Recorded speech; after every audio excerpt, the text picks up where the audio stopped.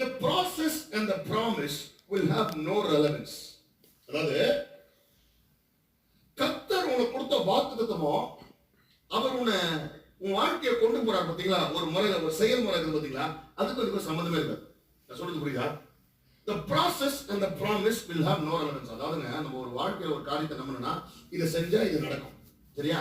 Computer engineering படிச்சா அவர் software engineer ஆவார், MBBS படிச்சா டாக்டர் ஆவார். இப்படி நம்ம என்ன பண்ணுவோம், இது பண்ணா இது நடக்கும், கறி போட்டா பிரியாணி நடக்கும். ஆனா கர்த்தர் செய்கிற காரியம் ரைட் ஆப்போசிட்டா, பிராமிஸ்க்கும் அவர் ப்ராசஸும் ரெண்டுமே ஆப்போசிட்டா இருக்கும்.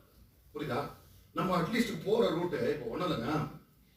நீங்க இப்போ இங்கிருந்து ஏர்போர்ட் போனோம், அப்போ ஏர்போர்ட் போனா ஒன்று மவுண்ட் ரோட் போகலாம், கேட்கறங்க போகலாம், அப்படி போகலாம். இப்போ சம்மந்தமே இல்லாமல் நான் என்ன பண்றேன், இப்படி ஏர்போர்ட் போனோம், உங்களை மாதவரம் பக்கம் கூட்டு போனா நீங்க என்ன யோசிப்பீங்க? அப்படிதான் நடந்தது ஒரு நாள். இந்த ஃப்ரைடே நான் ஏர்போர்ட்ல இருந்து நம்மள ஒருத்தர் கூட வந்தாரு, சம்மந்தமே